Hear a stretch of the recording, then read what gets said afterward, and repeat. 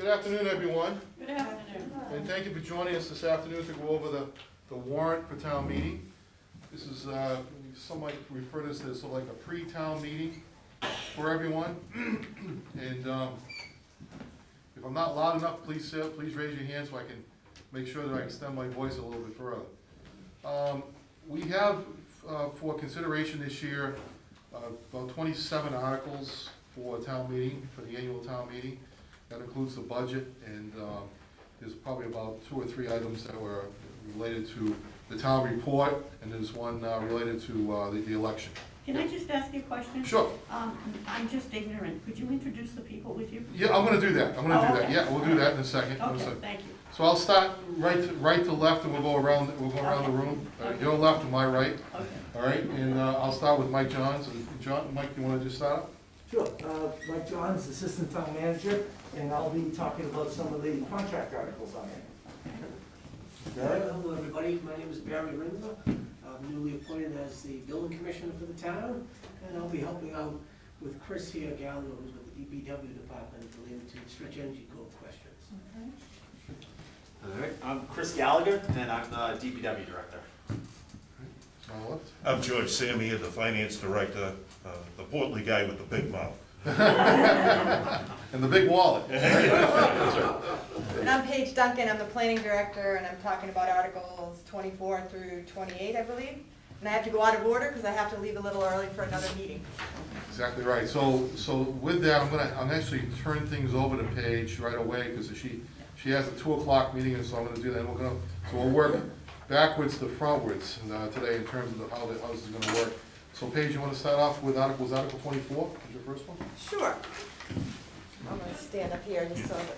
Everybody has the warrant in front of them, right? Everybody have a copy of it? Okay. So starting on page 18, just to keep you guys intrigued. And if you need a nap, this is a good article to read before bed. So this is Article 24. This is an entirely new floodplain bylaw. And the reason we're doing it is we have no choice. Basically, the state represents FEMA in Massachusetts. Sometimes you deal directly with FEMA, but in Massachusetts, it's the state that we deal with. And they have developed a model bylaw that all communities are required to adopt to incorporate certain requirements. And we really have no choice on this. If we don't adopt the model bylaw, then the houses in town are not eligible for floodplain insurance. So it's really one of those things. We don't have a choice. The good news is Foxboro isn't a community that has a lot of floodplain issues. In fact, when we were reviewing the bylaw, a lot of the high flood zones, we just don't even have. So we don't have to worry about it. We talked to the building department and others, and they've had very little problems with the floodplain bylaw. So we don't anticipate this to affect us, but like I said, we really don't have a choice. So it's a long bylaw with a lot of technical information in it. Chris Gallagher is probably better versed at answering the technical stuff, but generally speaking, we are suggesting that we adopt it so that the residents could stay in the flood insurance program. Any questions on this one? Okay. Article 25, that has a pretty picture on it. It's on page 24. This one is actually a housekeeping item. It had come to our attention a year or so ago that the map that the historic district bylaw refers to, the map the town clerk had and that we all used did not match. Like the titles, one said 1999, the other one said 2004. It was a horrible copy, like of a photocopy of a photocopy. So we are proposing no changes to this map. We ran it by the Historic District Commission. We confirmed that the boundaries are exactly as shown on the original map, and we're just creating, through our DPW and our GIS department, Ryan over there created us a map that will actually be easy to read and it'll be very clear. But like I said, there are no changes to the bylaw or to the map proposed. It's just really a housekeeping to make sure we have a nice clean map. You'll notice I have the easy ones, because these are pretty easy. 26, if I hold it back here, I might be able to read it. 26, this is another housekeeping one. Somehow, some way, Gabby Jordan in our office discovered that the bylaw had changed sometime between, we don't know when, 2014 and now. And right now, assisted living facilities, nursing homes, and convalescent homes are allowed by right in every district because of an error. Somehow, there's a Y under all, so that means any neighborhood right now, in theory, a nursing home or assisted living could be built right next to your house. That was a mistake. We went and looked through it, we could not find any evidence of how it was done, but it was done, we don't know why. So we're proposing to put the use table back to where it was before the mistake happened. So it would be, these uses would be allowed by special permit, not by right. And it's really just cleaning up something we don't know when this happened, maybe through the change of the bylaw or whatever, but the Ys don't belong there, so we're putting it back to the way it was.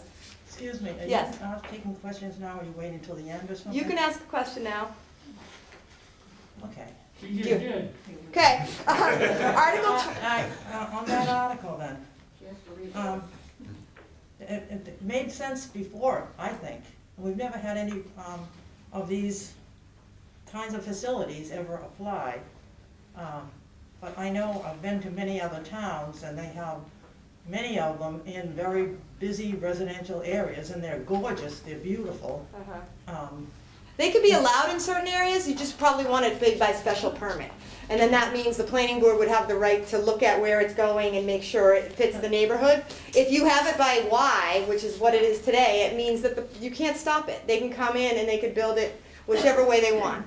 But is this the next easiest way in the order of difficulty to get something through in the town? In other words, it's by right is one way, and then is there another step? This is the next step, yeah. It'd either be no, you're not allowed, yes, you're allowed with review from the planning board, or yes, you're allowed by right. So we Go want to yes be in for the middle. review? Yes. Because this is not something we've been looking for, and people always complain that we don't have any of these types of facilities. So it seemed to me that there may be something in our bylaws or something that made it difficult. Obviously not. Obviously, they don't want to come here for a reason because they're allowed by right now. So they could have been coming here all along and they never did. So I don't think it has to do with our zoning that's keeping them from coming. Something strange. Yeah. because, I think it's the market. We've been told that the market's somewhat saturated, so we'll wait and see. And then in the interest of time, I'm going to move on. So the last article I have is Article 27. And this is another sort of housekeeping item. This is a road that was built in accordance with the subdivision control law. It was reviewed and approved by the planning board. They did everything per the town standards. Chris will inspect it just before town meeting, or actually probably Lance now. Try to get Lance to do some of the work. Poor Chris, we're always calling him. But anyway, the planning board is recommending acceptance of the street and because Congdon Circle, because it has been built in accordance with subdivision control. So those are my articles. Thank you. Thank you. Goodbye. Bye-bye. All right, thank you very much, Paige. So, so Paige was able to cover all the zoning matters, so let's go back to articles, we'll start with Article 1. And Maria, if you want to just grab, there's a grab, see here. Here, I'm gonna get the mic now. Yeah, she's gonna take off anyway, so anyway, so thanks, Paige, thank you. So let's start with Article 1. Article 1 is just to hear the annual town election results, which what happens is that the town clerk will stand up in front of town meeting and read the results from the election that just occurred yesterday. So, so there really was only, and the only race that really occurred was in the school department. And so we had a couple people elected to the school committee as of yesterday, and so Bob will read all those results for you. There was a change on the Board of Selectmen, but it was an uncontested race, and Seth Ferguson will be the new member of the board. Chris Mitchell stepped down this past year.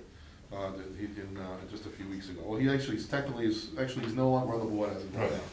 So there you go. The second one is this Article 2, is to hear the report of town offices and act thereon, and if there's any particular report that people want to offer.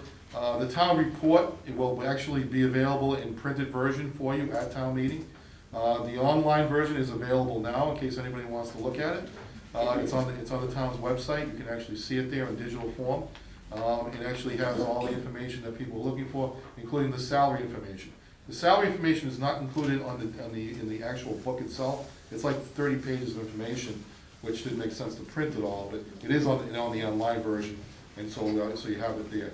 And also, so the printed version will be available to us by the end of this week, but will be handed out at town meeting for everyone. Okay. And then 3 is to hear the report of any other committee or act thereon. See, here's where you may hear from, say, the building committee, the Borough School Building Committee, since they've been working on a project for the past several years. And that project is nearing completion. We should see the new school be fully occupied and ready for operation in September of this year. They're getting close on finishing that project, and right now that's the only major project that's underway in town. I know that Chris has been working on, they've been building a lot of water plants and doing a lot of water improvements and sewer improvements, et cetera. But I don't know if there'll be a committee report on that or not, but it doesn't sound like there's one that's upcoming at this point. They did go out and borrow recently, and good news about that is that the borrowing rate was 1.54%, which is one of the lowest rates we've seen since we started borrowing money here in town. So that's a really good result. And that will save the taxpayers and the ratepayers hundreds of thousands of dollars over the course of that issuance, which is pretty significant, and I think people should be aware of that. So that was really good news to report. Article 4 deals with the budget, and that's where we spend a fair amount of time. This is the proposed FY22 budget that we've worked on. We've been working on the budget now since November of last year. That process starts out with a meeting with the Finance Committee or the AdCom Advisory Committee, the Board of Selectmen, and the School Committee, where we review all the upcoming expenses and issues and try to give a perspective of where the budget's gonna go in the upcoming year. This was an interesting year, of course, because of the COVID impacts that we all faced.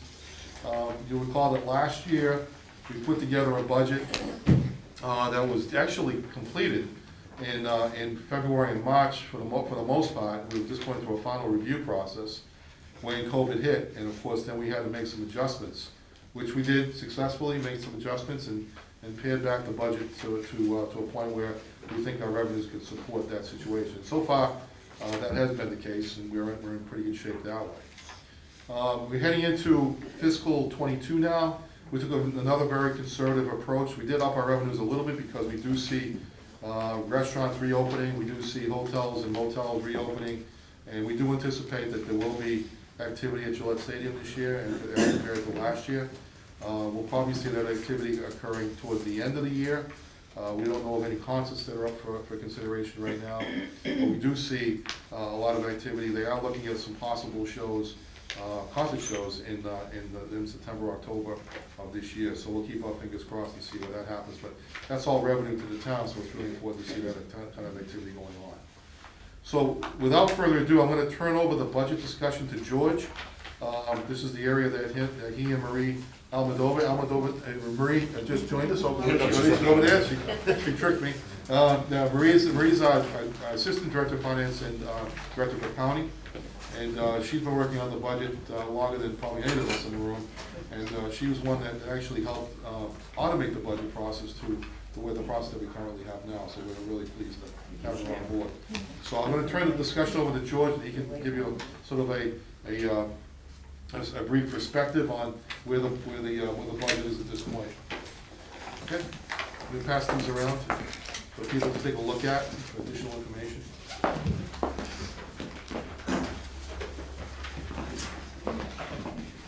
We probably won't be going through this level of explanation at the town meeting, so this is really good for you to be here tonight to see this kind of discussion, so that so you'll have a better perspective as we head into the discussion at town meeting itself. Just give him a second. Yeah, we'll just give you a second. We'll just hand that information out. Okay. What this is that you're holding in your hand is nothing more than a synopsis of sort of a bird's eye view of what this budget is. The detail, of course, is what you're looking at the town meeting, which is what we're building to. So just to make it fairly simple, it just the town usually gets its revenues from 4 different places. The tax levy, obviously, that's the one that's near and dear to everybody's heart. The state aid, okay, which is, again, your tax dollars sort of taken by the state of Massachusetts and then redistributed back to us. The third is local receipts, and Bill just made that comment about, getting back to having some things going on at Gillette Stadium, but local receipts are things like, you know, building permits, some of the outdoor activities that you're getting from Gillette Stadium, all sorts of dog licenses. Those are all those are what is known as the local receipts, okay? And of course, we took a hit last year because everything got closed down, okay? And then finally, you get your revenue from available funds, meaning free cash, things that exist already in our coffers, and you're sort of taking it from one place and putting it into another. So, to make a long story, if you take to the very first page on here, and we talk about the tax rate. The tax rate is, you probably all heard of your Proposition 2.5, where we are held to a 2.5% increase on local property tax. I won't go too deep into it because we talk about this every year when the assessors set the rate. Everybody assumes that you know, like, well, I spent $1,000 last year, so it shouldn't be any more than 2.5% more than that, but it doesn't work that way. It's 2.5% on the entire valuation of the town, and then if your house happens to be in better shape than your neighbor's house, and that they let it deteriorate and you did some work on it, it goes up and down from there. But it's 2.5% on the whole town's property. So, go ahead. You jumped to the second page very quickly there. Back on the first page, the last, available funds that you, noted. I know what free cash is. That's just for 1 year, you get free cash. Right. You don't count free cash if it's from another year, it's 1 year. Then stabilization. Now, what's the difference between the reserve fund, stabilization, those kinds of things that the town has kind of set aside? Okay, And, you that's know, actually a good question. Good question. Free cash, I'll put it to you like this, if we were a for-profit organization, free cash, there's a problem with that terminology that's been around for years, okay? People think, oh, it's free cash, it somehow came in for free, okay, and we got it. What it means is basically, it would be a profit or loss in any one particular year. And where does the free come in? It's free of any obligation, we haven't used it for anything, okay? So if last year we had a budget that was, I'm just gonna make it $1,000, and we took in $1,500, and we spent $1,000, and we have $500 of free cash, hasn't been put up against anything. So the free cash is your operating profit or loss in any one particular year, okay? And by the way, it should never, ever be a loss, okay? I mean, you've got problems if it's a loss, okay? So, but I mean, that would be if you were into a private thing. Your stabilization, usually it's sort of a bank account that the town puts aside. So if I had $500,000 worth of free cash, I might look at my stabilization account and say, I am gonna put $250,000 of this money that is free of obligation in there, and it's a bank account. Why do they call it the stabilization fund? It's a method, okay, or it's a place to say, if I needed the money, just like anybody would in your own budget, you say, gee, I'm coming up short this month, we'll use it, okay? By the way, I put that in there, but we haven't used any money out of that stabilization fund in years, okay? It's something the town doesn't like to do, we wanna keep it in Is the it gonna town. be in the report here, an amount later? Is it gonna be? Well, we didn't use any of it. It hasn't been used, but I know, but the where it's, amount, is it in this report later, or can you tell me what the amount it's is? not, so the balance is somewhere in the order of over $5 million, about $5 million. I think so, yeah. About yeah. $5 million. Yeah, yeah. But we don't use that, we don't plan to use it. Right. And it would only be, it's really referred to as a rainy day fund. Okay. So if the case was ever a significant situation, we would use it then. But we have not planned to Right. use it, and we have no plans to use it. And that's why you won't see anything in there saying, here's stabilization fund money, because we're not using it anyway, okay? It's about $5 million though. 5 million. 5 million, that's Yeah, right. right. So it's staying there, we're gaining interest It's on it. invested. It's invested. And your overlay, is also known as your provisions for abatements and exemptions. okay? It sounds very complicated, but it really isn't, okay? If I had $1 million budget out there, and it was predicated on collecting $1 million worth of taxes, most businesses realize that if they sold $1 million worth of TVs, they're not gonna get all that money. Somebody's gonna come back and say, this TV was no good, I want my money back. Or somebody's just gonna plain stiff them and walk away and they ain't gonna give them the money. So the provisions for abatements and exemptions or your overlay, they basically tell you, you've got $1 million budget. We're gonna take $100,000 out of it, okay, and we're gonna set it aside. And you can't spend that money until you have collected that $1 million. And that way, you don't get surprised because you wouldn't put your budget out for $1 million, okay, and then found out I only brought in $850,000. Surprise. So it's like a safeguard is what it Right, is. it's a governor against bad debt. And then, by the way, there are legitimate instances where they'll come out and assess your house for X. That's crazy, that's nuts, my house isn't worth that, and then you come in and you appeal it, and suddenly, instead of a $500,000 house, you've got a $450,000, and it takes the amount that you were owed down, okay? So that's what your overlay is, essentially, or provisions for abatements and exemptions. Reserve account. The reserve account, usually on a reserve, within the budget, there is a $75,000 reserve, okay? And what that is, it gives the finance committee, in here, so in conjunction with you. The advisory committee. Right, the advisory committee, yeah, I'm sorry, I'm still using terminology from another place, but it gives them the ability that something happened, or I wasn't, there was an emergency, something in my office blew up, we're not insured for it, I need an extra $3,000 because I didn't, this is a problem. Under an emergency, they can say, I'm gonna take from that $75,000 that we set aside, and we're gonna move $3,000 into his account to replace the computer he dropped on the floor or whatever happened at that particular point. But that requires approval by the advisory committee in order to do that. Right. It's also important to point out that the key terminology is unanticipated, unforeseen. Right, So in case something happened throughout the course of the year, you have, it's sort of like an ability to extract additional money if you need it for something that wasn't anticipated. Right. Now, the funny part about that is again, I'll go back on what Bill was saying. There are so many governors on the things that we do here. So there's a subtle thing. Well, can't I just go in there right after the town meeting is over and say, I wanna hire another guy, can you give me $25,000 for it? Not legal, can't do it, okay? The state would step in and say, that was an illegal movement there. That was not an unforeseen thing, you should have budgeted for it, okay?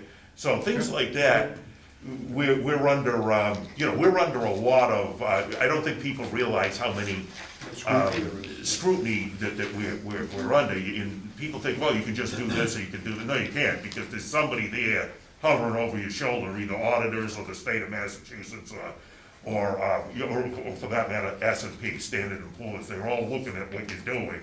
And if you don't play the game the right way, you're either, Marie and I get, walked off in handcuffs, or we, or they, they'll come out and they won't certify your cash for the next, your tax rate for the next year, so. Thank you for that complete answer. You don't have to go over the unused funds, we all know what. Yeah, it's just, it's cannibalizing stuff that was already there, so.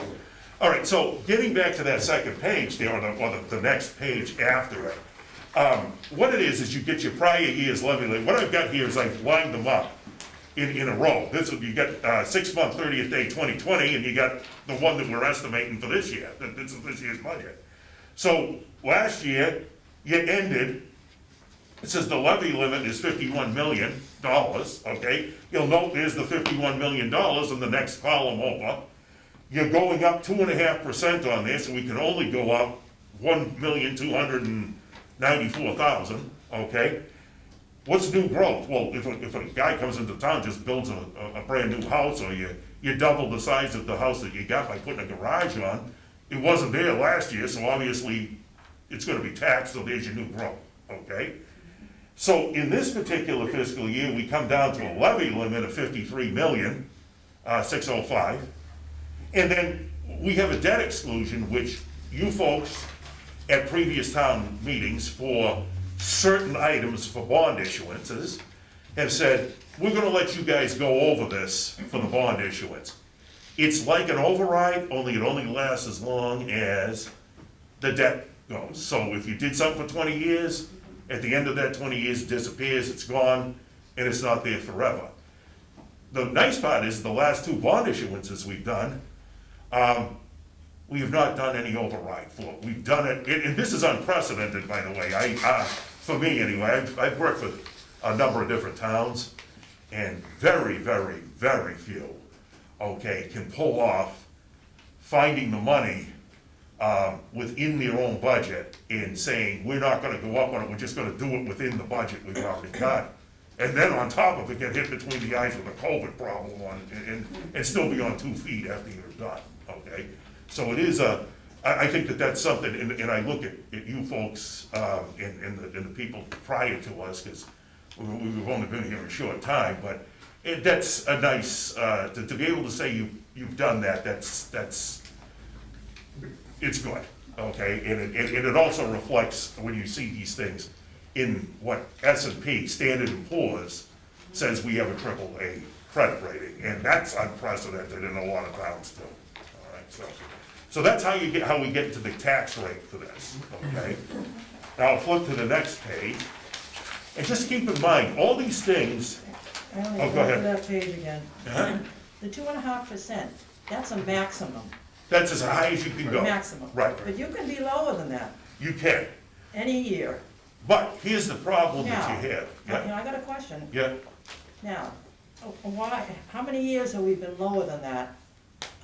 And is there ever an intent to try to be I'll lower answer than that that? first, And I because think that Okay. what happens is you plan the budgets, and everybody gets in their head, we can go up 2.5%, and that's what happens. And 2.5% accumulates every year. It's like putting money in the bank, you put $5 in and you get, if you got 5%, you don't. The next year, you don't just have $5 there, you have $5 plus the 5%, and you build on that. And that's what's happening in the budget. And that's one of the problems. Okay. So I think you should So, be, so here's the challenge. probably in Okay. Foxborough, we might have been under it, but I wonder how often we are Yeah. under that, and whether we ever try to be under that. What happens is we go to the maximum. Right, so it's really not the maximum, because you could actually override 2.5. Well, override. So, would be a different discussion, but. We don't do it. But as far as 2.5, that is the allowable amount, and let me tell you that the 2.5%, the normal increase in Massachusetts, the normal increase statewide is 4%. We don't care. Normal increase. And the reason that is because I'll tell you why it's a concern. Is our health insurance doesn't go up by 2.5% all the times. A lot of our major expenses don't go up by that much. And those are the major the pension funds, everything that goes up each year actually absorbs most of that 2.5%. So the reason why, I'd love to be able to go to 2.5, but I'd be irresponsible in telling you that. Because it doesn't go up, the expenses don't rise at the same level as the way that the revenues do. Now, let's just talk about that for a second. When will we ever get to the point where it would be a good thing to go below 2.5%? Well, I think that would occur when we actually did new growth up on Route 1. And then we've been looking at that and been working on trying to establish that point. If we end up with a major development, which is being talked about now, a major development up on Route 1, near Gillette Stadium, that would actually cause, the amount of revenue coming in from that project would actually help to reduce the amount of money that we would need to raise from everybody else. Would that increase number 3 there, at FY It would increase the new growth, yes, that's where we got It would increase the exactly new right. growth at that point, and Okay. then our overall levy amount would actually be at a point where we wouldn't have to raise as much. Right. Do you follow me? So that's why we're so proactive when it comes to development like that, because we want to try to get to the same point that you want to get to, Joe. And I think that's really, our goal is the same, but I'd be irresponsible in telling you that our revenues and our expenses don't align if I did less than 2.5. Now, the other challenge we face is this. We have not really grown our budget in terms of people. What we have done is that we've taken existing dollars and redistributed them to other positions, to make them new positions, and sort of limited certain types of functions because we found that they didn't work really well in our organization. That's not the same thing as we just added more people. We haven't really added, our numbers, growth in numbers has been relatively stagnant. But what we are looking at right now is trying to reshape the organization. And so far, we've been fairly successful at doing that without really, increasing the number of people here in the process of doing that.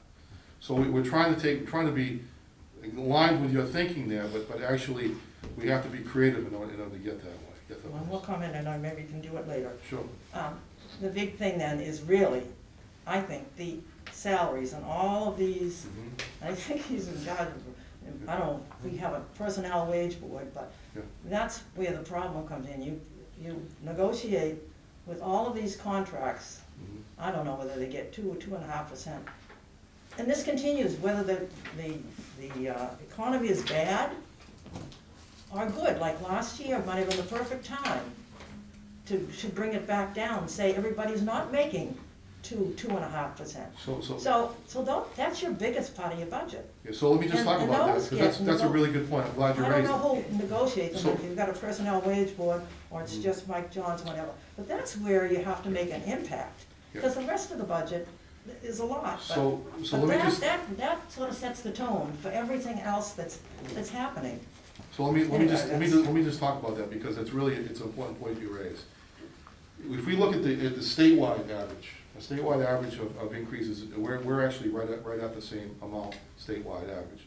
That's important because we get the same employees that they do over in Sharon, we get the same employees they get in Mansfield, we get the same employees they do over in Framingham, anywhere across the state. If we're not competitive, we get the bottom of the barrel. We don't want the bottom of the barrel. You know why? Because they end up costing us money in the end.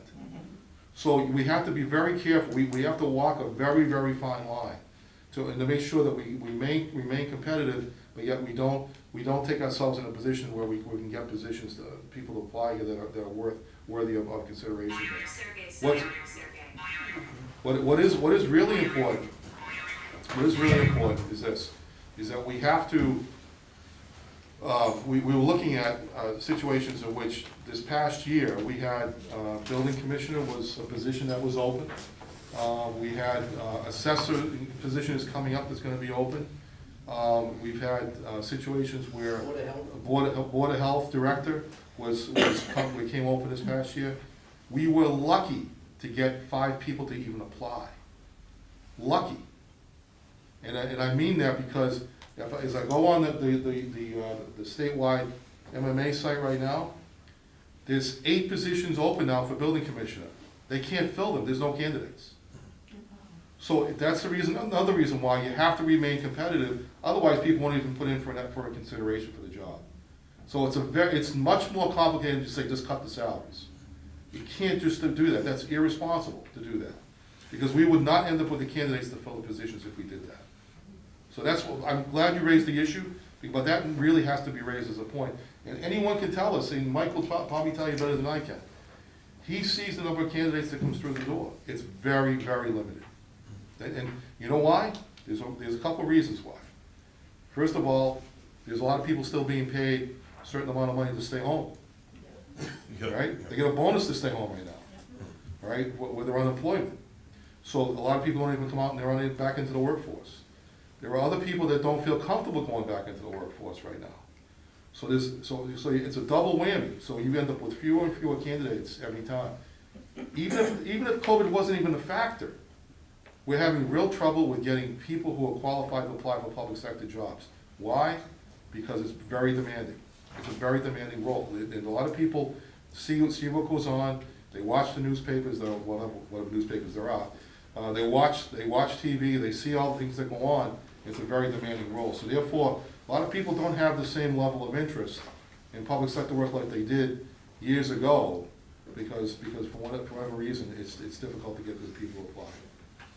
So, I'll even throw in in my old stomping grounds, I won't even say what town it is, because it's kind of like taking a shot at them or whatever, but they've gone through, in Bill's position, 7 town managers in the space of 10 years. And it just recently, a friend of mine was there, And then, you know, this is a disaster, we can't keep anything going here, everything's always Because they're bottled up. underpaying.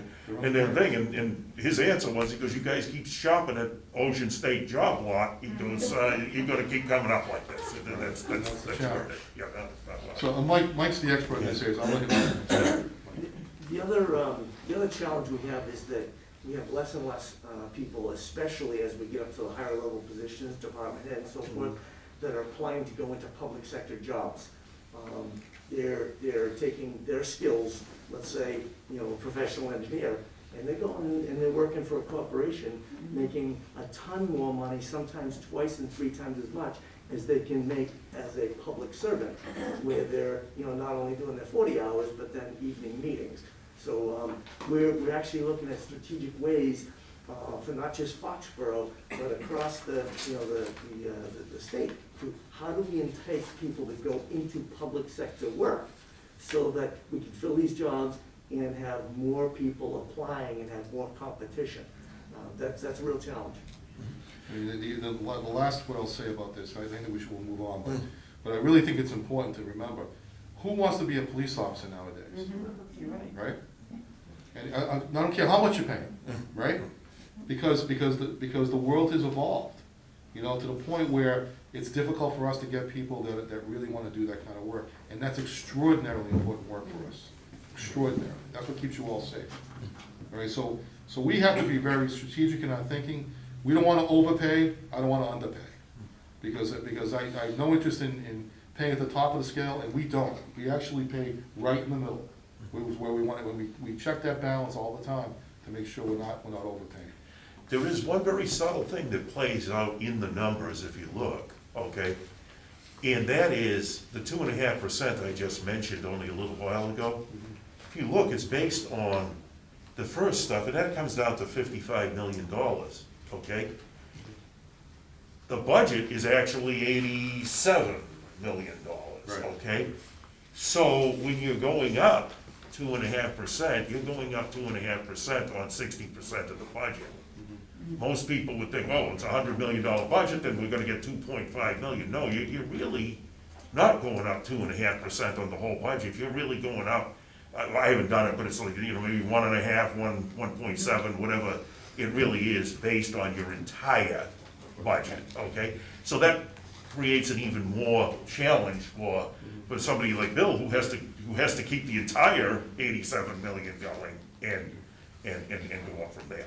So let's move on to it. Okay, so the next piece was, I was gonna say state aid. And again, it's taken by the state, redistributed to us. Some of these numbers are gonna change, okay? They come up with 4, 5, 6 incantations of it during the year. We're on number 2 right now, and this is the best we got. And by the way, it's up about $55,000 from last year. Here's another, you know, they put these restrictions on you and tell you, well, according to ed reform, you've got to spend so much and you have no choice. You've got to spend this, but we'll fill in with the money. And then 5, 6, 7 years into it, they pull the rug out from under you, okay? And they're not filling in with it anymore. But you're stuck with as Bill says, the demands of the thing rising, which, you know, it's out of control on that side, but then we're still supposed to meet it, and then they're not meeting their obligation on the other end. So right now, we're only up about $55,000 in that area, according to the best judgment that we've got. Here's where we get into the local receipts, and this is where we took a beat from last year. Okay, now, underneath that, we put in the water budget, and that's broken up in 4 or 5 different ways here, the water and the sewer. I say it's reduced by 10% because I'm picking it up someplace else and taking some money out. We have to match for the water and the sewer, whatever the budget is, okay? And these actually match the budget. The budget will show up on the first orange page there on the bottom. So the water budget is actually this year $7,382,000, and the sewer budget is $1,695,000, and that's generated by the rates you pay for the water, okay? So in this case, all these things will add up to that 7 million, but we're also taking, they have their own form of a free cash, okay, which is only for them. And we're taking 10% out so that we can make sure that we meet that challenge every year, just in case something was to happen. So, what you're looking at here is your local receipts. By the way, they're up they're up to $9,936,000. We've been, in a normal year, we were pushing 10 to 11 million dollars, but that was before the COVID thing struck and all the restaurants and everything closed down. So it's been a challenge for the last year to pick that up. You're seeing these greens are all your water and sewer revenues, okay, coming down to about $19 million between all of them. If you flip the page we're gonna use this year, which we haven't been doing in the past, but it's the only way to keep ourselves above water to make up for the losses, we're using 900,000, which is actually down, of free cash, which is actually down from last year by, I think we used 1.1 last year, if I'm not mistaken, or $1 million. So we're down about $100,000. Oh, wait a minute. No, you're right. No, that's what we used last year. We use the same, yeah, we use the same amount. Yeah, okay, so we'll go back in the, What is important about that number, though, is that we've been informed by the federal government that we're gonna be receiving another $900,000 this year, and another $900,000 next year, so it actually matches the federal aid number. We'll be getting, so that's actually a wash in terms of our free cash position. Right. Finally, it says the other available funds. These are things like, okay, your ambulance account. The ambulance actually charges for every time they make a run, and by state law, not Foxborough law, they retain that money in a revolving account, all right, which can only be used, or the money can only be used for the fire department services, and it can only be taken with a vote from the town meeting. We just can't reach in there and say, oh, there's money in here, let's use it for something. Again, remember, they're hovering over your shoulder, they see exactly what you're doing, and you can't move anything out of there without town meeting and without somebody telling you that it has to be strictly for the fire department and ambulance service. Is there a state law or something that says that you only can have firemen be your ambulance service? Why do we pay firemen like double and extra to be our ambulance service? How come we don't have, is there any towns or cities that have separate ambulance services somewhere Yes. that are much, Where I live. maybe more affordable? Actually, the rates are actually set by Is the, there some law that Yeah. makes us have the firemen be the ambulance service and we can't get private ones to come in and or whatever, do something and so regulate them? if you in fact have ambulance service provided by the town, then there is no ability for them to, I mean, unless somebody wanted to contract directly for, say, a transport, they could contract directly for somebody to come to their house and do that. But for emergency services, the town provides that service. Now, what's interesting, somebody said to me, well, you know, we actually double charge for that if that's the case, because you pay for some of it for your taxes, and the answer to that is really that's not true at all. What happens is that, first of all, 51% of our calls are from out-of-towners. 51%, so 51% of our calls for ambulance service are from out-of-towners. That's important to remember. People that don't live People here, that don't they live live in in Foxborough. another town that People lives that Out don't of live in town? they come, accidents occur on Route 1, accidents occur on Oh, 95. oh, gotcha. People, I you know, somebody understand. gets taken out of the stadium, or Right, you on know. Route Thank 1, you. or whatever the case may be. So 51% of those calls come from out of town. So what happens is that, and we can't, by law, we cannot reduce the rate for residents. It has to be the same rate across the board, okay? So the rates are actually set, I think the fire chief would be a better person to speak to this than I would, but the rates are actually set by the state and federal government. So we don't actually set those rates in that regard. But what's happened here is that, I've worked in a town where they actually Dedham, I worked there for 12 years, and we had a private ambulance company. Middleborough has Shrewsbury has a private ambulance company. The challenge, though, is that you just pay for that service and you never see any of the return of that. But the return on investment for doing it in Foxborough, our equipment is new, our equipment is paid for through the ambulance funds. It's also are kept up to date, and their training is paid for it as well. So it's actually, a supplemental Revenue, resource yes. of revenue Right. that we can use to help offset that, which we would not otherwise pay, we'd have to pay for the new trucks through the tax rate. So that's a big important consideration here that people need to think about. So there is really a true benefit. I've worked in both scenarios. I think the way it's done here is about as good as I've ever seen in that respect. So I'm a big supporter of what they do and the work that they perform, and the way they run it is top notch. Thank you. So, you're welcome. There is something kind of fun that we can go back to real quickly on this page, other available funds. Do you remember, I mentioned to you earlier about the overlay, okay? What is the overlay? Well, you got $1 million budget, we're taking $100,000, and until you have taken in 900,000, you ain't gonna release it. But if you take in 910,000, now you can use it, okay? Right here, we're using 792,000 of that overlay this year, okay, to supplement the budget. And again, that isn't something that was just done hodgepodge or randomly, or I just decided in a thing. I had to go before the Board of Assessors. The Board of Assessors says, here's the things that we still have outstanding here. Can we release that? Yes, we can, and they allowed us to take it. So there is your release of the overlay for the new fiscal year, okay, and it is helping supplement the budget now. So it was setting aside, it's money we took in, but really didn't spend, and we're reutilizing it again. And like Joan said a minute ago, it's sort of not found money, but money that's already within the coffers, okay? So finally, there was an excess closeout last year that we didn't do this year because we just wiped it out, it's gone. So that comes down to $3,400,000. Just so everybody's, that excess closeout was an insurance account that we no longer needed to utilize, so the state asked us to take it off to utilize it for as revenue. Yeah. So finally, if you go to the orange page, the first orange page, you can see, here is your budget, and this is important to find out that your total appropriations budget is $77,460,000. It's up $2,080,000, and it's 2.7% higher than it was last year. That's all it.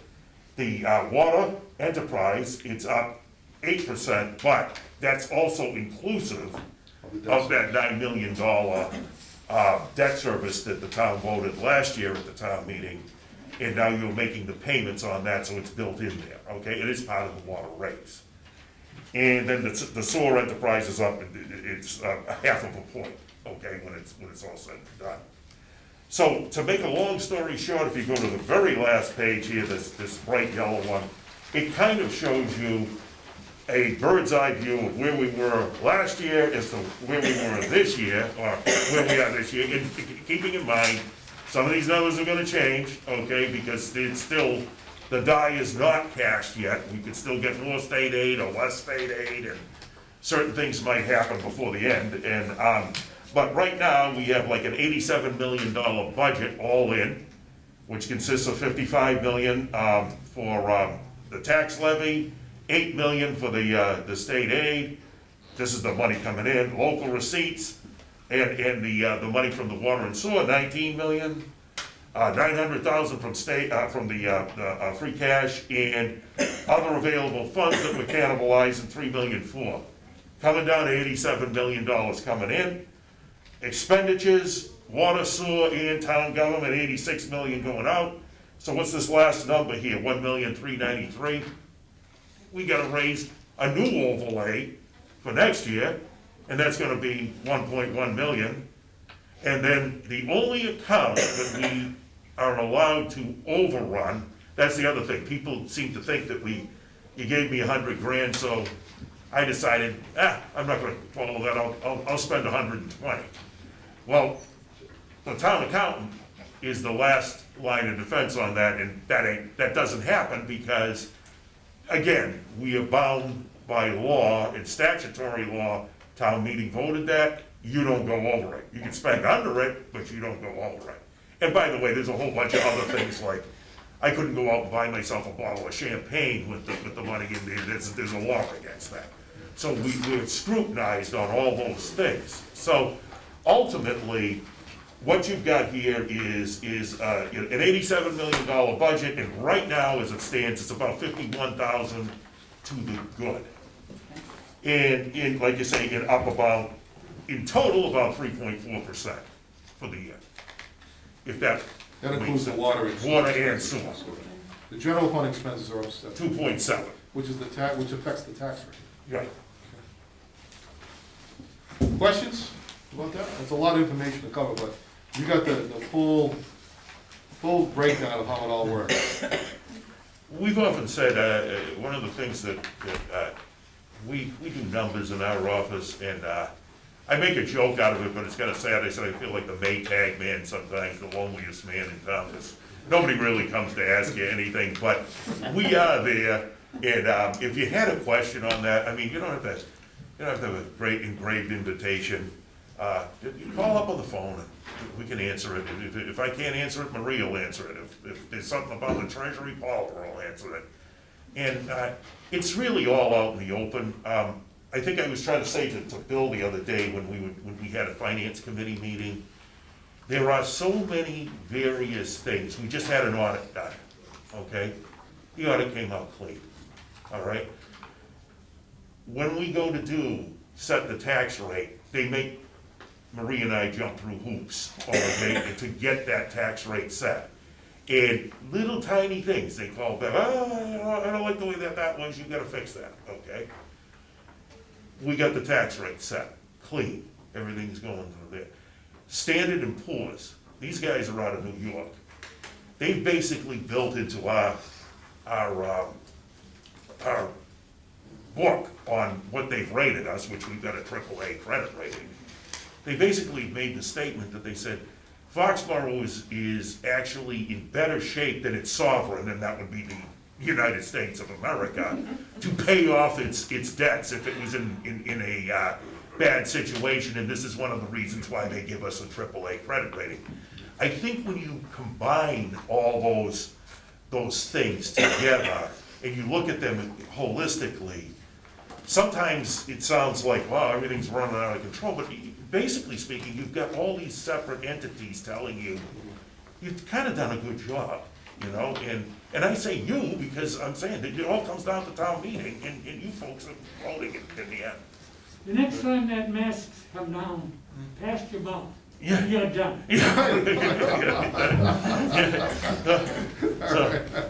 All right, so we're gonna wrap up with that. So let's move on to Article 5, Yeah. okay? So Article 5 is the capital expenditure plan, capital improvement plan. And this year it's a pretty lean one. It's a total of $1.5 million, but $1,510,886. But of that amount, $623,656 is Chapter 90 money, which is coming from the state anyways. That's not new money, that's money that comes from the state to help pay for road improvements, things of that nature. That's really the biggest amount of money that goes into that. The remaining amounts, we've got some ambulance receipts that we're using for replacing of a couple of ambulances. And then in public schools, we're gonna use free cash to pay for some improvements in the computer area and IT areas. And also a couple of school buses. We need to buy a couple of school buses this year. Highway, we need to actually match some money to pay for a dam replacement project that we have, that we Where are received. you? Where you I'm on page 9, Article 5. Page 9, okay? Yeah, There you go, right there, okay? Right, so, These are just totals, right? yeah, these are Yeah, totals, yes, that's right, these are yes. totals, right. And then, but then the A shows you all the and yeah, things. the next page, on page 10, shows you the actual breakdown of what it's being used for, okay? On page 10. What I wanna know is are there any unusual increases or decreases where, like, we open up the dispatch office, and therefore the police budget is gonna be very different because of such and such? Is there anything different from the year before in all these figures and all these departments you're the one that reads them all, I mean, Yep. some people do read them before town meeting, but most people don't read them at all. Sure. One of the most unusual, I think, Just is- wondering, with any significant changes or, Sure. All right, go because ahead. I'm thinking the dispatch, maybe that was Yeah. the year before, but things like that make, Well, dispatch is a regional service now, so that's so not. it takes out of the budget, or do our budget on the police adds to that budget? No, there is a separate line for SEMRIC, which is the Southeastern Regional Emergency Communications Center. And that's a separate line item in the budget itself. And it's, I think it's about $310,000. Yes. Yes. And it's in here, It's actually in the budget itself, right. oh, You'll not in see- the, Not in the capital side. No, Not it's in the capital, budget. It's in the regular budget, operating budget, okay? Mike, you were gonna say Mike, you one. wanna say something? Nope, that's it, okay. Maybe just the difference of the plan.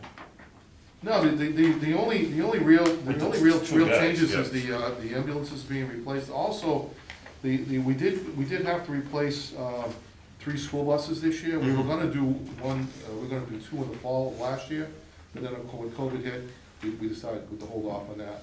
So we do really need to replace them now, so we are gonna do that. And then we think one of them's gonna be replaced by the end of this fiscal year by the school department as well. Yeah. Okay. So, other than that, it's actually pretty straightforward in terms of the equipment that's being replaced and the services being done. By the way, I think it's still probably online. What are we spending, maybe 4 hours or so on this, and you can watch that Yeah, you can actually whole watch the thing. actual hearing, which is actually on cable. Cable access actually has the whole hearing televised, which we televised, we do on a Saturday morning back in March. So if you wanna pull it up, you can do that. Capital improvement. All right, let's go to Article 6. Article 6 is actually a citizen's petition article, which would change the makeup of the Capital Improvement Committee. There seems to be a perspective that, from some citizens, that the Capital Improvement Committee should include only residents from the town of Foxborough to serve in the committee. Right now, currently, myself and the school superintendent both are not residents of Foxborough, but we've both been serving on that committee since the beginning of time, and at least since our time anyways, and have quite a bit of understanding of the process. And so, but this would actually change that, along with some other changes that's being proposed. It is a citizen petition, so I'm really reluctant to speak too much about it for that reason, because it came from the citizens themselves. I'd rather have them explain their position on it. Is there anyone here that can speak on that? I want to say a little something about Sure. it, because I don't know a lot about it, but Yeah. it was proposed probably 4 or 5 years ago by the advisory committee. They actually wanted to do this, so they've had this in their mind that it's good to have more citizens involved in trying to make some choices, because this is like big items. Do you mind if I speak? I'm sorry, I know I'm the only one that has. Should I give Well, permission? You do that at the town meeting too, you're one of the few that speak. Well, I won't then, I can stop. No. If you wanted to hear more, I could mention something about it. So basically, the advisory committee has seen this before, this is not. No, this is an advisory committee 5 years ago, those people change regularly. Right, right. It was less So, than 3 years ago. So the advisory committee this year will look at it and make their recommendation. I don't know what they'll be Okay. saying, but I know that the people have been interested in things, doing something like this. And it actually was proposed as a for an article for the town to vote on. And it wasn't really understood that well. And there were some people that did understand it, and there was some thoughts about it. So that's the idea behind it, to have more people. Now, they want the persons that are knowledgeable to be involved. I think they want them to do the voting, but they want the committee to be more people that are living in town that talk about it, or, Actually, that's not accurate. yeah, is it the opposite? They don't want the town manager or the superintendent to vote on the articles. So the way it currently Okay, well, works so is. maybe it's the opposite, that Yeah. they will actually maybe do the voting, Right. and then the Right. professionals that are in the departments will present everything as though they were doing it to you. Right. And then they let the citizens make some choices for townspeople, that's, I guess, more like it, okay. Great. So what happens, just so everybody understands the process, I'll be try to be quick about this. The way it currently works is that the advisory committee, the capital improvement committee meets basically one Saturday a year. They meet on a Saturday morning. They go through the process, it's about a 4 or 5 hour meeting. We go through the process, we make our recommendations, and then we present it to the Board of Selectmen. It's required to by the bylaw and by the charter in order for us to do it that way. We make those recommendations, the Board of Selectmen then reviews those recommendations. They can determine if they want to make any changes, which they can do. The Selectmen can make a change if they want to do that. The third process that then gets referred to is the advisory committee. And the advisory committee can then make their changes as well. So the final version is one at which it's been reviewed by both two only town resident committees before it gets to the final piece. So then the final vote at town meeting is by the residents themselves. The residents themselves could actually change it at town meeting if they so choose. They have the right to do that. They have the right to do that. Never happens. So it doesn't happen often, because what happens usually is because all three committee processes usually are pretty aligned. They're not too far off from each other. There's very, very few changes that actually occurs between all three phases of the process. There's actually 4 phases of the town meeting. So, and the reason why that is because it's not something that's done whimsical. It's very, very carefully considered, and there's a lot of debate that goes on. And I encourage everybody to see the capital improvement committee that goes on Saturday, because there's a lot of discussion that occurs during that meeting for it to make those decisions. So ultimately, the town will decide what's in its best interest to do. But the one question that I've raised, I haven't seen anybody point out to me where it's broke. The system has worked fine for many, many years. I haven't seen anybody come up and say to me, the system doesn't work. So I think that's the key question I think that anybody should ask is, what's broken? The other thing too is I think people do forget, and whether you talk about the CIP, the capital improvement, or whether you're talking about anything else, I think I said it to you folks earlier, the people that are coming, you're all voting these things. It's the town meeting ultimately that is doing this. So, you know, all the bond issuances, all the budgets, all the, you know, everything. There isn't anything that we can do here that just comes out of, what do you wanna call it, you know, like somebody sat in the back room, we just did something. Yeah. Right. Do that way. All right, so any questions about that? Anybody have any further questions? Okay, let's move on to Article 7. Article 7 is another citizen petition article. This is one which is kind of interesting.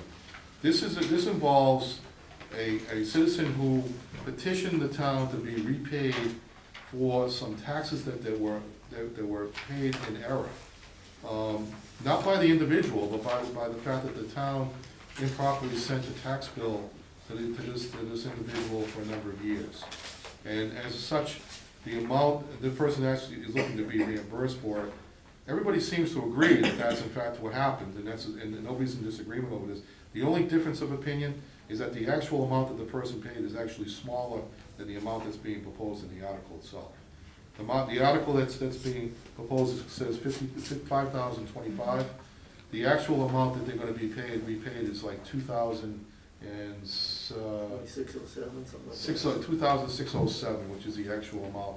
What happened was that they added the two columns together by error, and so as a result, the smaller amount is the number that's gonna be made through a motion that's gonna be made to amend on the floor. So you'll see that there'll be a motion to amend on the town meeting floor to do that. All right, the 2,607 number is the correct number, so in case there's any question about that, and everybody supports that, there's no issue about that. It's just unfortunate, none of the people that I think were involved in that situation actually still work for the town. This happened more than 7 years ago. Back to the rules again, when somebody puts in a citizen's petition, we can't even change, like, if they misspelled all the words, okay? We can't even change it and say, well, let me correct that because they spelled dog wrong or something. It's gonna stay the way that they did That's it. good.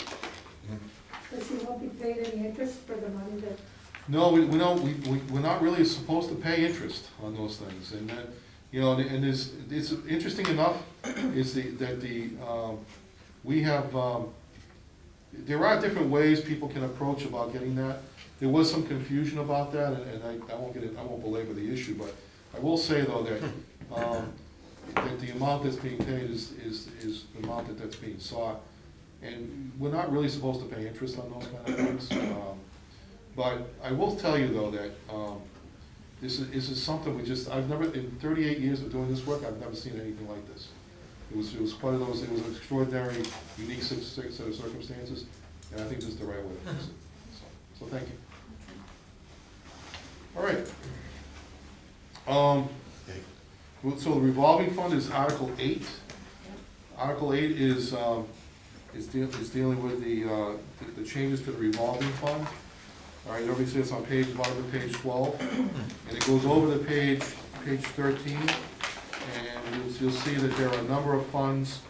We actually added a couple of funds that we would have added in the fall of this past year, but we didn't do a fall town meeting.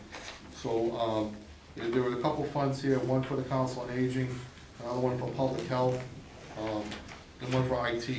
And those were all actually COVID impact related. So we had to add those funds to collect funding for when we did the shots for people. We can actually collect money for that to help offset that. IT actually was going to collect some money from parents who paid towards repairing of the computers for the kids. It was like, I think they get $50 a year to do that. So this is a way to help offset that cost to fix those computers.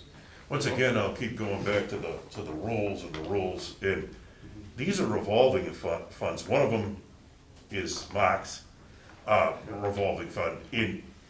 What's happening is the money comes in, and why they call it revolving, money comes in, $100 comes in, $100 goes out.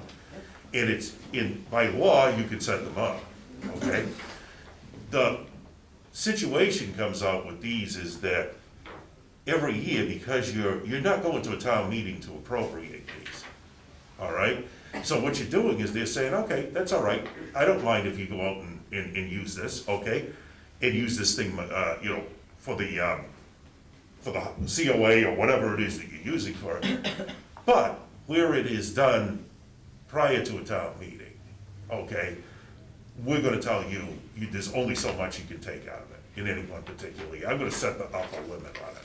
And in this case, some of them are, you'll see on the next page, it's like, some of them are 100,000, some of them are 375, right? So Article 8 actually sets the authority for having the Right. fund. Okay, Right. Article 9 sets the limit on that. Right. got it. Okay, so it has to be done in 2 steps. Right. Okay? So once again, who's got their hand on the switch, Right. right? It's the town meeting, and you guys say, well, I'm not comfortable with it. And I'm not saying that, I mean, like, you should be uncomfortable, I'm just saying, you know, you look at it, I don't know, I don't want this, or, you know, where it is, well, wait a minute, I think that they should have 200,000, still the town meeting. Yeah, and bear in mind though, that, I mean, I don't wanna use that as an example, because this has gone through painstaking Yes, review yes, right. to get to this point, so the amount that's being recommended Yes. is one that's been reviewed by everyone. Right. That's involved with the funds, we get Right. to this point. So that's why the number that's in the Right. book for that, so Right, yeah, I'm not implying that there's something wrong, I'm just, I like to, you know, so many people think that we just right, it's not. can do whatever we wanna do, you know what I mean? And that's not the case, there's laws governing us, and the town meeting is the king of the hill here. Okay, let's go to Article 10. Wait a minute, 9, go back to 9. And Article 9 just sets the limit. That's, yeah, I mentioned that just a second ago. I know, but you've got a new limit on the, explain the age, Council on Aging trips? right, Yeah, what that so- encompasses, what So- it didn't have last year that it's gonna have this year because of the change. So what's happened is that we've had a lot more trips come up, and also, and Mark will explain it, but don't forget that because this upcoming year should be a year where people can travel more, Yeah. we're gonna have a lot more, there's gonna be a lot more of an impact, so therefore more money will come in, so we have to set the upper limit in order for those trips to be put through the revolving account, okay? probably everybody's pent up too, you know, you're gonna wanna take a vacation. Mark, you just wanna add So for something? the last 20-plus years of this organization, trips were run as a third party, meaning participants would take their check, send it to a trip company, that trip company would keep the money basically the way to keep things easier for the staff here, rather than us actually go out to bid and run it internally. Last year with the trip being canceled, a lot of people got burned, a lot of money stayed with the trip company rather than staying with the town. So moving forward, it's gonna create a little bit more work for me, but the money will go out to bid for trips, we'll have a little bit of control of where the trips go, how they're organized. The money will come to the town will hold on to that money, and when it comes time to pay for the trip, the town will then use that money to pay for the trip, rather than a third party and have that money sit with someone else, so. Trip normally generates about $110,000, so hopefully next year we can run one. I'd love to run two, but that's what we're hoping for next year. So some of you will remember that some people got burned a little bit by Yep. some of the trips, the way they were handled under the old rules because of COVID. Some people just suddenly lost, the companies went out, some of them went out of business because of that. So this is a way to sort of help offset that and then make it safer for everybody. Go to the next one, Bill, one thing on this one. Thank When you. you go from page 12 to page 13, you'll notice that A is mentioned twice. And so for anybody who works on Computers. Microsoft Word, and you go to the next page, often it'll start a new column. So it goes down to A here, and the person who was typing this said, so that top A there on page 13 should be B. So it goes B through, and it should be down through F. And so ultimately, it should be A through Yeah. F. Yeah. Very minor thing because of the typing, but because of that, we believe that the town moderator is gonna require all of this, everything in this table to be read throughout. So just be aware of that. Okay. So it'll make it a little bit longer than we Okay. normally do, but that's the case. Okay. Good to know. All right. Article 10. Article 10 is to amend a borrowing authorization that we did for the water a couple of years ago.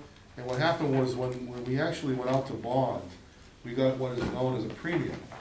But when we go out, so what they do is, what the bond companies will do is they'll actually pay you cash up front to actually lower the rate over the life of the bond.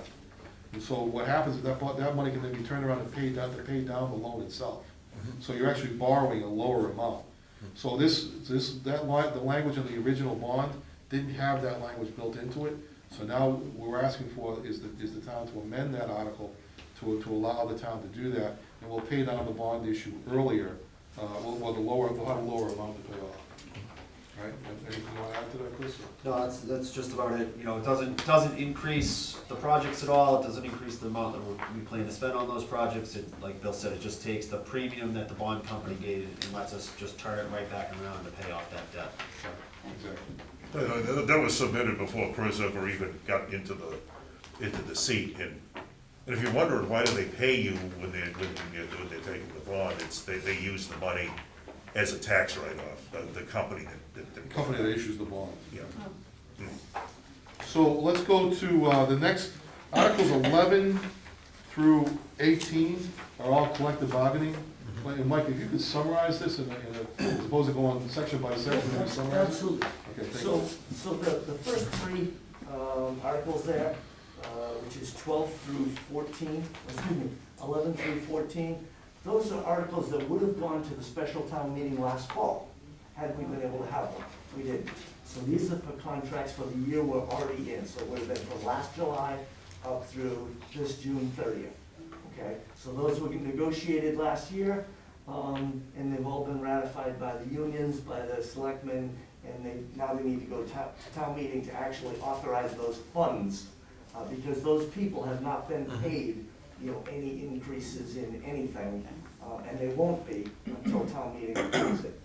The next 5 articles after that, starting at Article 14, are negotiated contracts between 5 different unions, starting from this coming July 1st through the following June 30th, all one-year contracts, and those were negotiated by intention for 1 year only, to see where we are in a year. Okay? Any questions on any of those contracts? Oh, yes. So that, again, comes to, what are the percentages in each one of them, but also, I think again, you don't take note of this as much as it should be. each of these increases, if it's 2%, Mhm.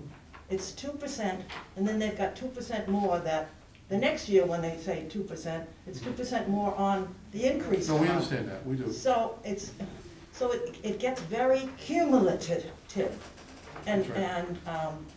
and No. that thing is like bothers the voters because they think their budgets are not going up like that and their expenses have gone up because of things like this. And they can't keep up with it. So that's what kind of gets out of whack. So, And besides that, a lot of these things are already set.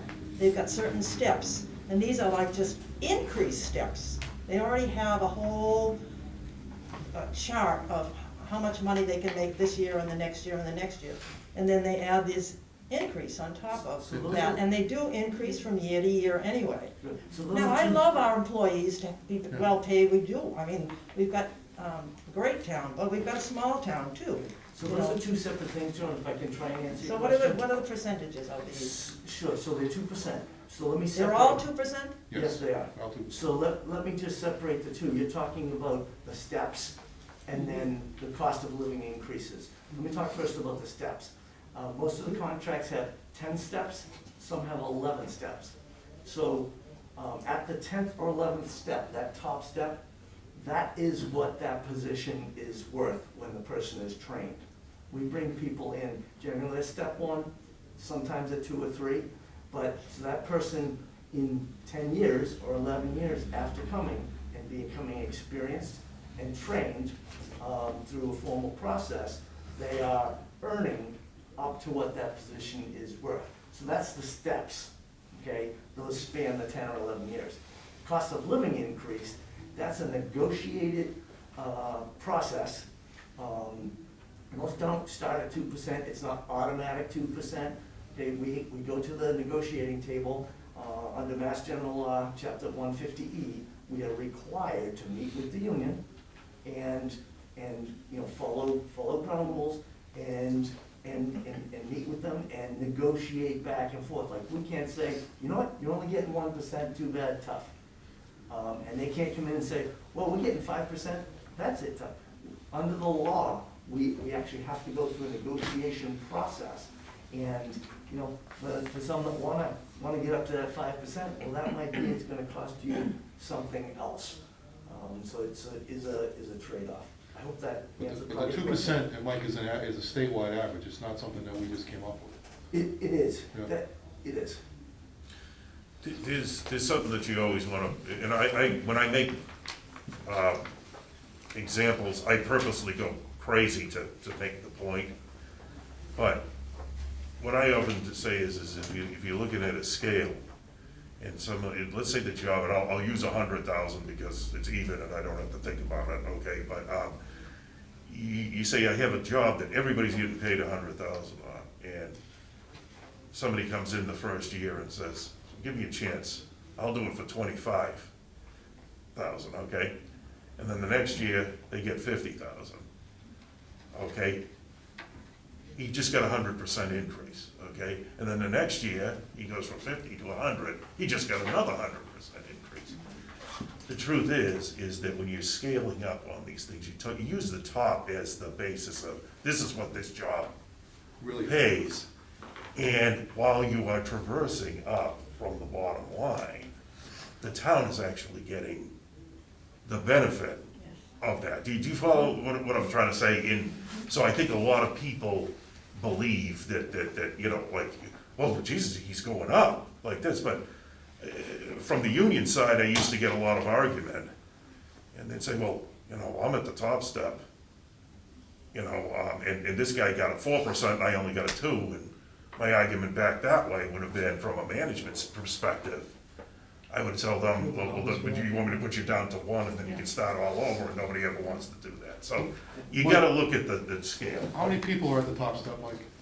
So, a little over 1/3 of our entire workforce is at the top step. So, that's why our entire budget isn't going up by 4%. Because if everybody was getting 4%, as it has been, implied year after year, then our budget would be going up at least 4%. So we have, it's about 35% of our entire workforce, so 173 employees on the town side, something less than 400 employees on the school side, are at the top step. So they're getting 2% maximum, That's it. because they're only getting the cost of living. They don't have another step. They're fully trained, they're experienced, and that's where they are. And they come back, you know, a lot of times, you know, why am I getting, well, that's where the scale ran out, sorry. That's what the value of the job is. How long does it take to get to the top step of these things? It varies, and I'll tell you, normally it takes anywhere from 6 to 7 years, and it could take longer, depends upon where you start on the scale. But you know, in some cases, we've had to hire in the higher end of the scale, and Barry was one of those people, because there's a very limited group of people that you can find for those jobs. So when you're at the top of the scale, When you're top, there's no more pay raises, right, there's Just you cost of just the living. cost of living, right, just the cost of living. that's it. Now, for police and fire, they get to that top step sooner, because they only have 6 steps, and their training is much more intensive in the beginning. And that's what those steps are based on, experience and training. So you'll see the police officers at that top step for a very long time, so they could spend the next 24 years of their career only getting a cost of living increase plus whatever's negotiated.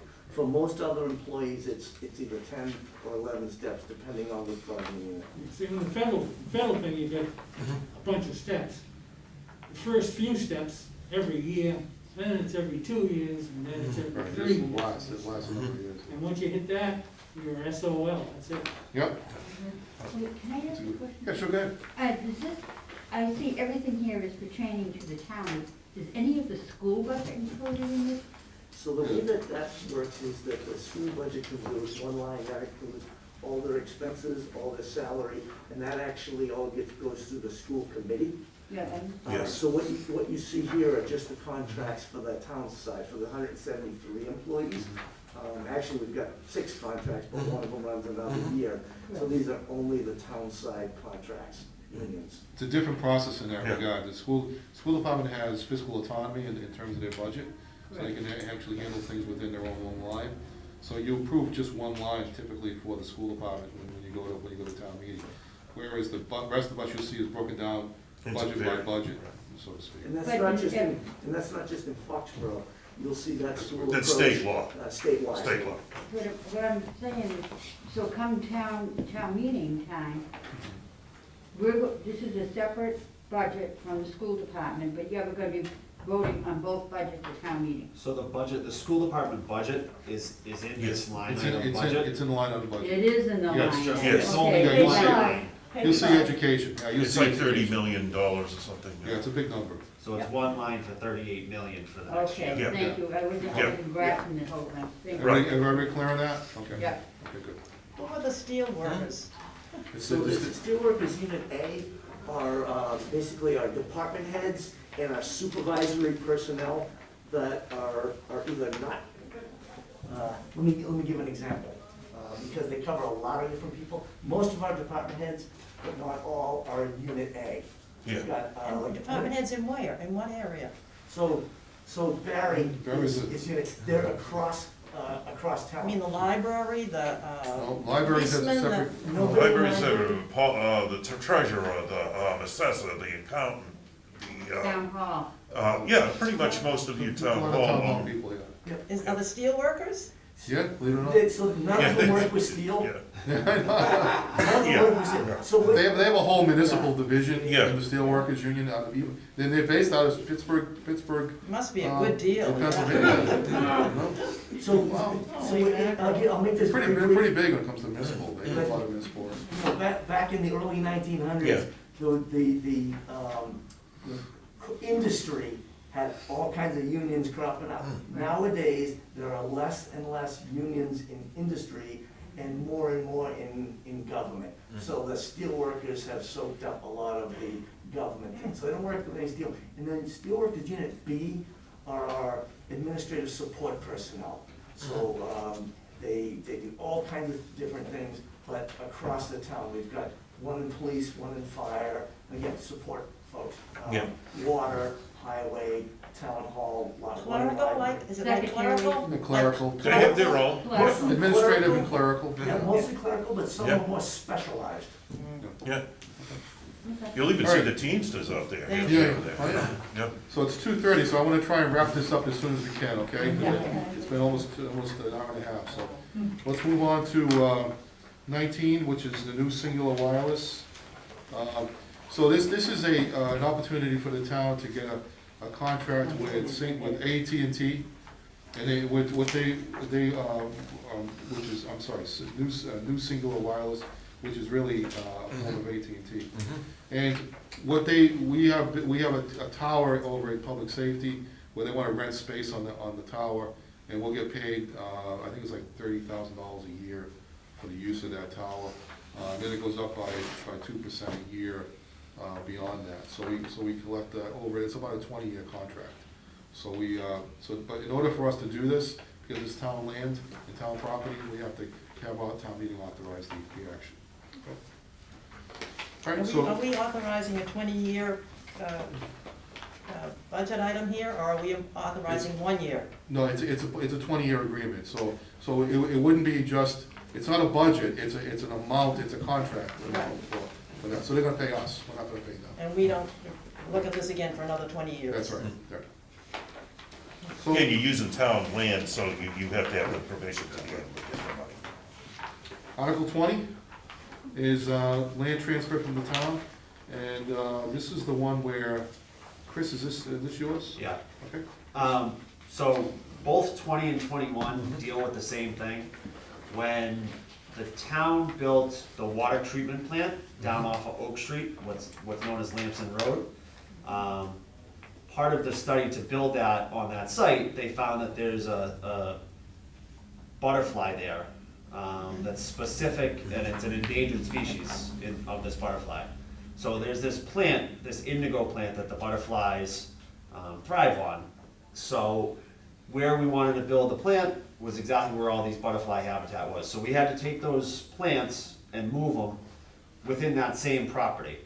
So we're now at a point where that property and that habitat, which is the only one in the state that I'm aware of, needs to be protected, and it needs to be protected by a conservation restriction. So we can do that a couple different ways. The way Foxborough has chosen to do that is to take that land and actually put it in the name of Foxborough Conservation Commission. So that protects it as far as the state is concerned, that it can't be sold, it can't be built upon, the habitat that's there will stay there.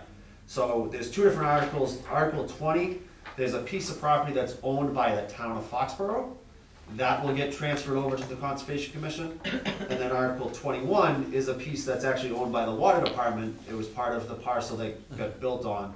We're gonna subdivide that parcel out, and there'll be a smaller piece that'll then get transferred to the Conservation Commission. So it's two separate articles, because one's going from the town and one's going from the Water Department. They'll both get named will be put under the name of the Conservation Commission. The Water Department will still maintain that property as per our permit through Mass Heritage. So the Water Department, through our enterprise funds, will still maintain the property. We have to clear trees, we have to make sure that this certain plant continues to grow. So this just puts us through that next step of our permit through the state to hold that conservation restriction through the commission. Any questions about that? Is it 29 acres and 4 acres, so it's like 33 acres? Yeah, correct. Wow. Close to about 34 acres. I'll give you an interesting fun fact on that one. Chris, you may not know this. So Chris is an Eagle Scout. Yeah. And so many years ago, I had a Eagle Scout candidate approach me who was interested in doing some nature sort of thing.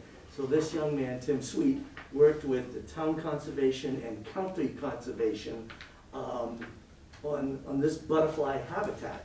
So it's one of your brethren Eagle Scouts that mucked this up for you. But Tim did actually a fabulous job, and he really did.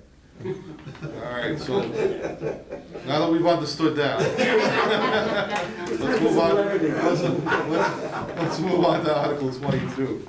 Article 22 is the stretch energy code. Now, I'm gonna turn it over to Chris again.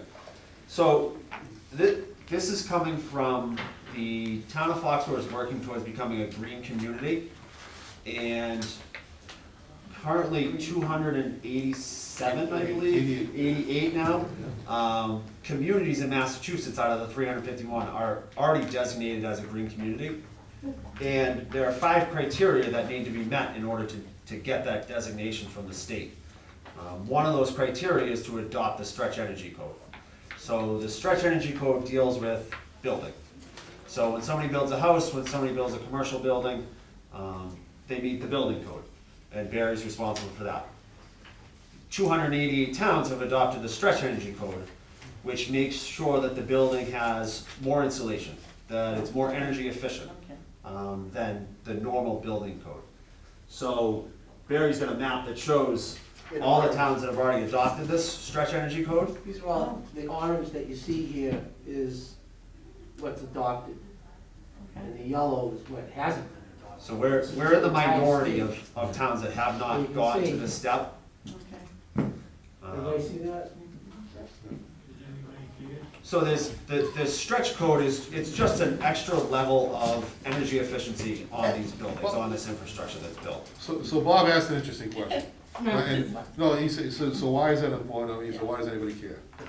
And it's a good point, because why it's important is because not everybody thinks that the stretch energy code is a good thing, all right? 288 communities out of 351 said yes, it is okay. And I can tell you, as a community that adopted it early on in my career, back in 2010 when I was in Dedham, we became a green community. We were one of the first ones to become a green community. The stretch energy code is important because it does cost a little bit more to develop a house when you build it. It varies sometimes between $3,000 and $4,000. Some people say it costs more. But the reality is that because so many communities in Massachusetts already are doing that, the reality is that a lot of places that when you provide the equipment and the supplies to people to buy the house, it's already rated for that purpose in Massachusetts. So it does cost a little bit more. I want to be 100% clear about that. But the other side of that is that because the house is more efficient, you'll probably be using less electricity and less and heating or cooling the house more efficiently when the house is built. So that's the other side of that. So as part of, the becoming a green community, that when we get designated as such, that opens up grant funding to us through the state, which can be used towards our own buildings, for the town buildings, schools, senior center, town hall, actually going through those buildings, and we've already done this, and we've created an energy reduction plan. So the town is working on a plan that will reduce our energy use by 15% as part of that green communities designation. So once we get designated as a green community, we can start applying for these grants, and a lot of these projects are up to $100,000. And the state will fund those 100%, there's no match required on those projects. So this is one of those 5 criteria. 2 of them are zoning that we already meet. There's a fuel efficient vehicle policy that we'll be moving forward in the next month or so with the town and the school committee, which means that whenever we buy a van or a car or an SUV, it's gonna have to meet a certain mile per gallon rating. And then the 5th one is that energy reduction plan that we're working on now.